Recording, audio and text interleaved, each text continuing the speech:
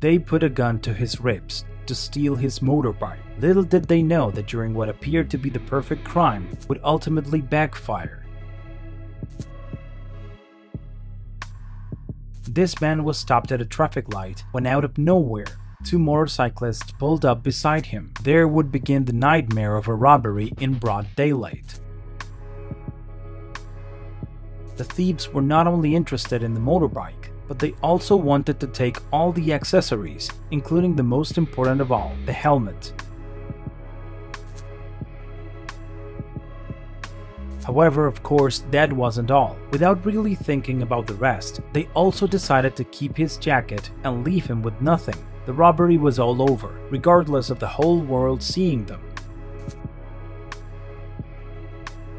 Already resigned, the man sees how he's just been left with nothing. His motorbike is already seconds away from disappearing forever from his sight, and there he stares at his most precious asset.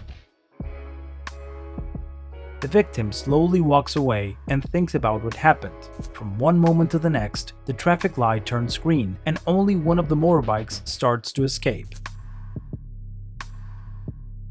That's when the offender's nightmare begins. The motorbike had a starting system that the offender never understood. So he had to run for his life. In the end, karma did its thing, and its thief couldn't only carry out his crime, he would even have to run for his freedom. As for the victim, he managed to recover his beloved motorbike, thanks to the fact that the man who accompanied him quickly called the police. However, not all of these stories have happy endings. Of course, in most cases, these robberies end with the offenders on the run after their violent attacks on the public.